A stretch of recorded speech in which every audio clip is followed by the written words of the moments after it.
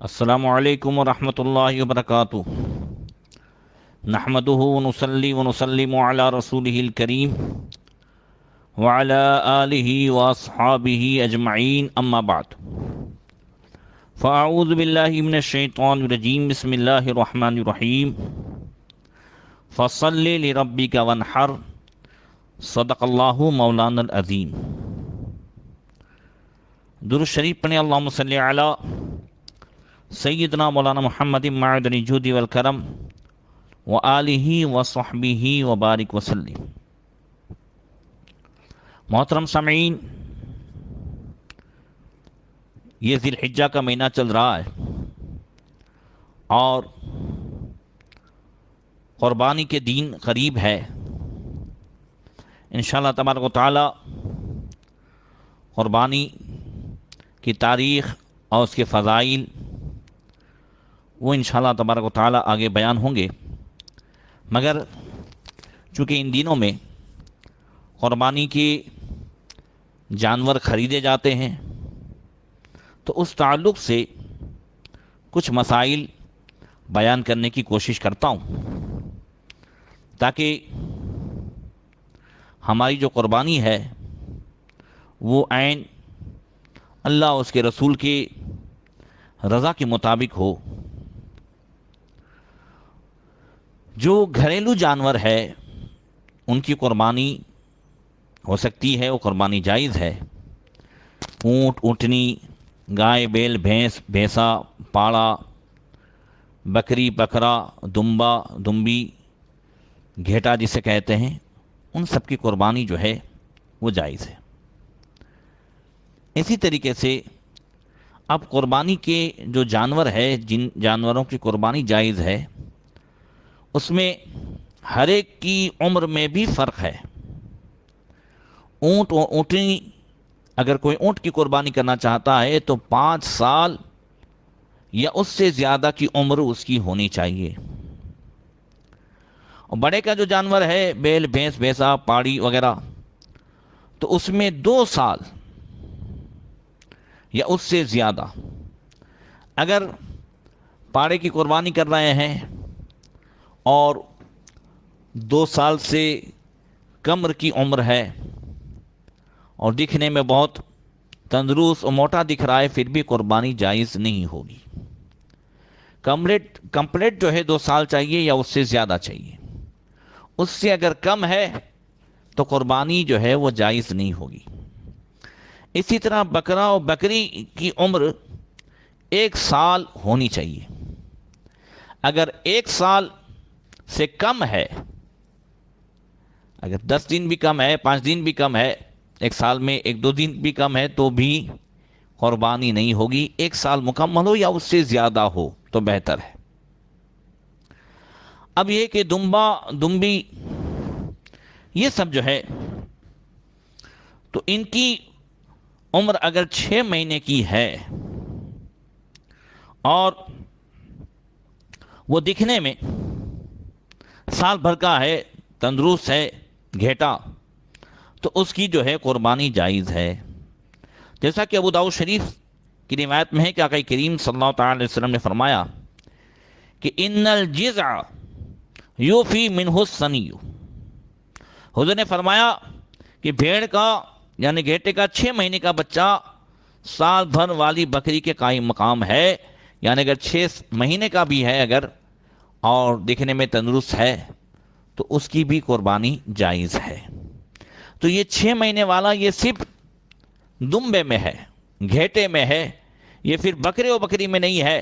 لوگ پوچھتے رہتے ہیں کہ نہیں دکھنے میں بہت اچھا ہے مگر سال بھر کا نہیں ہے، تو یہ بکرے میں یہ جائز نہیں۔ اسی طریقے سے بڑے کا جو جانور ہے وہ دکھنے میں بھلے تندرست ہو مگر 2 سال سے کم ہے اور دکھنے میں تندرست ہے تو اس کی بھی قربانی جائز نہیں۔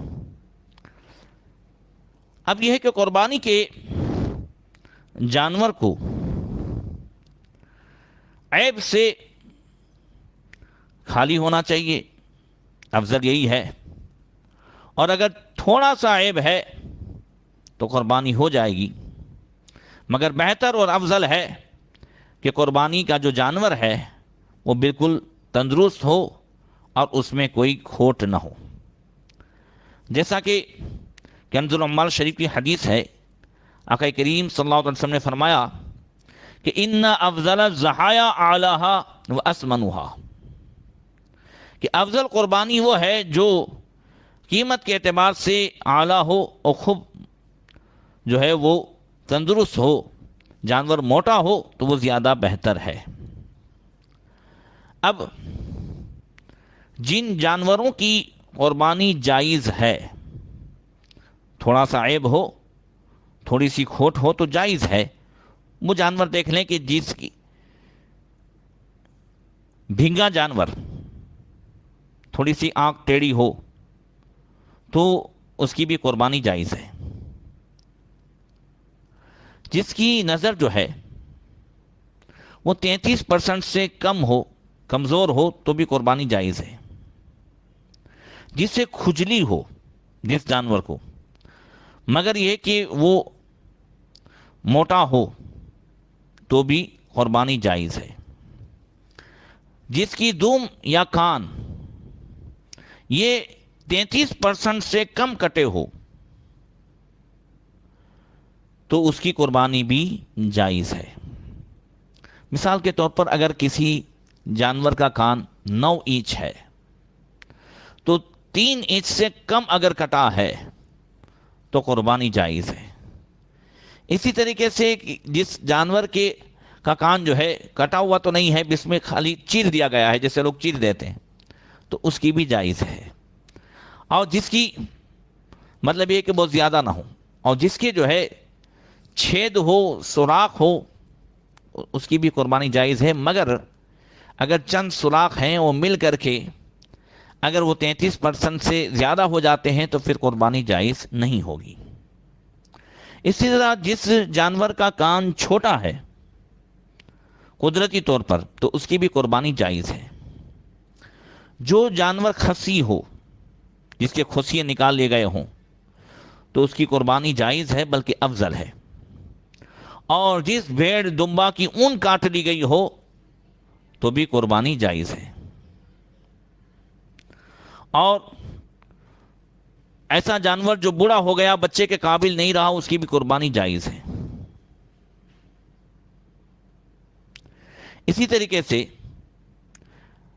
بھینس میں یا گائے میں جس کا ایک تھن خشک ہو گیا اور سوکھ گیا ہو، 4 تھن میں سے ایک تھن، تو بھی جائز ہے.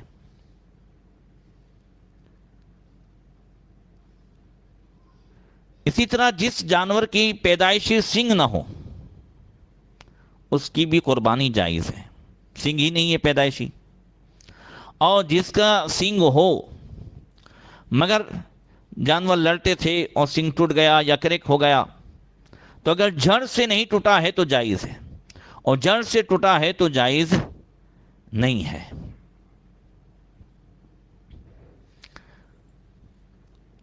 اسی طرح ایسے جانور جن کی قربانی جائز نہیں ہے، اس میں یہ ہے کہ اندھا ہو یا کانا ہو، جس کا کاناپن ظاہر ہوتا ہو تو اس کی قربانی جائز نہیں. ایسا لنگڑا جانور جو قربان گاہ تک چل کر کے نہیں جا سکتا ہو تو اس کی بھی قربانی جائز نہیں. جس کی دم اور کان 33% سے زیادہ کٹے ہوں تو اس کی بھی قربانی جائز نہیں ہے. جس کے پیدائشی کان نہ ہو تو اس کی قربانی بھی جائز نہیں ہے. جس کا ایک کان نہ ہو اس کی بھی قربانی جائز نہیں ہے. اور جس بکری کا اگر ایک تھن سوکھ گیا ہے یا کٹ گیا ہے تو اس کی بھی قربانی جائز نہیں. بڑے جانور میں جس کے 2 تھن کٹے ہوں یا سوکھے ہوئے ہوں اس کی بھی قربانی جائز نہیں. جس کی ناک کٹی ہو اس کی بھی قربانی جائز نہیں. اور جس جانور میں نر اور مادہ دونوں کی علامتیں ہوں اس کی بھی قربانی جائز نہیں. جس کا ایک پاؤں ہی کاٹ لیا گیا ہو ایسے جانور کی بھی قربانی جائز نہیں.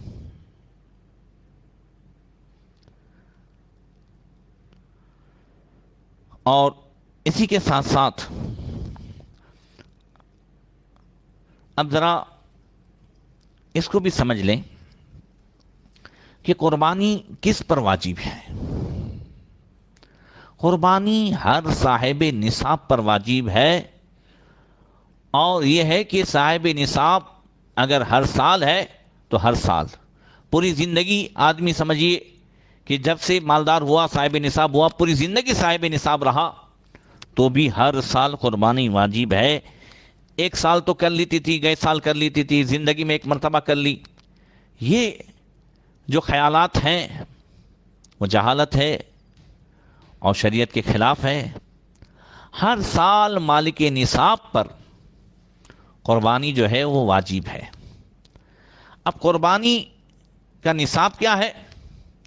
ویسے جو زکوٰۃ کا نصاب ہے یا صدقہ فطر کا جو نصاب ہے، 52.5 تولہ چاندی یا 7.5 تولہ سونا۔ 52.5 تولہ چاندی کی قیمت جو ہے آج کے اس میں تقریباً 43,000 یعنی 43,000 روپے کے قریب سمجھ لیجیے۔ تو اگر کوئی 43,000 کا قربانی کے دنوں میں مالک ہوتا ہے، زکوٰۃ اور قربانی کے نصاب میں فرق ہے۔ جو صدقہ فطر کا نصاب ہے وہی قربانی کا، اور دونوں میں فرق یہ ہے کہ زکوٰۃ میں یہ کہ بھئی ایک سال گزر جائے وغیرہ، قربانی میں ایسا نہیں ہے۔ قربانی میں اگر ان 3 دنوں میں 10، 11، 12 میں اگر 43,000 کا مالک ہوا تو قربانی واجب ہو گئی کسی بھی اعتبار سے۔ اسی طریقے سے قربانی میں مان لیجئے کہ اگر کسی کے 43,000 روپے یہ پروویڈنٹ فنڈ میں پڑے ہیں، یا کسی کے 43,000 روپے وہ مالک ہے کسی اعتبار سے LIC میں ہے، یا اس کے علاوہ جو ہے 43,000 روپے کا اس کے پاس ایسا مال ہے جو اس کی ضرورت سے زیادہ ہے۔ اب ضرورت سے زیادہ میں کیا مطلب ہے؟ تو جیسے زکوٰۃ میں پہننے کے کپڑے ہیں، اور پہننے کے کپڑے کتنے بھی ہو اس میں زکوٰۃ نہیں ہے، مگر قربانی میں یہ ہے کہ اگر کپڑے ضرورت سے زیادہ ہو، یعنی سمجھ لیجئے کہ 3 جوڑے نکال لیں، 2 درمیانی قسم کے، 1 قیمتی نکال لیں، اس کے علاوہ جتنے کپڑے زیادہ ہیں اور اس کی قیمت اگر 43,000 روپے کے قریب پہنچ جاتی ہے تو پھر قربانی واجب ہوگی۔ اب آج کل ہم 21 جوڑے اور 25 جوڑے لڑکیوں کو دیتے ہیں، اب اس کی بھی قیمت اگر لگائی جائے، یا لڑکوں کے پاس جنس کے پینٹ وغیرہ ہوتے ہیں اور بڑے مہنگے مہنگے ہوتے ہیں، تو ان تمام کے حساب سے اگر مختلف گھر کے افراد کسی نہ کسی نصاب کے اعتبار سے، مان لیجئے کہ لڑکی کے پاس اگر سونا ہے، بیوی کے پاس سونا ہے، ماں کے پاس سونا ہے، تو گھر میں جو بھی آج 1 تولہ سونا اور ساتھ میں کوئی چاندی ہے تو بھی قربانی واجب ہو جائے گی۔ 1 تولہ سونا ہے اور ساتھ میں کچھ پیسے ہیں تو بھی قربانی واجب ہو جائے گی۔ تو اگر گھر کے مختلف افراد مختلف نصاب کے حساب سے، کوئی سونے کے حساب سے، تو کوئی اپنے پاس پیسے کے حساب سے، تو کوئی دوسرے حساب کے کپڑوں کے حساب سے، اگر مختلف نصاب کے حساب سے گھر کے سارے افراد جو ہیں عاقل بالغ، وہ اگر ہو جاتے ہیں مالک نصاب، تو سب پر قربانی واجب ہوگی۔ بچوں کے نام سے قربانی جو ہے وہ مستحب ہے، نابالغ جو ہیں اگر کر لیں تو بہتر ہے، ثواب ملے گا، مگر ان پر واجب نہیں ہے۔ یہ چند مسائل تھے، انشاءاللہ آئندہ بھی کچھ مسائل بیان کے ساتھ بیان کیے جائیں گے۔ اللہ تعالی ہمیں توفیق عطا فرمائے۔ السلام علیکم ورحمۃ اللہ وبرکاتہ۔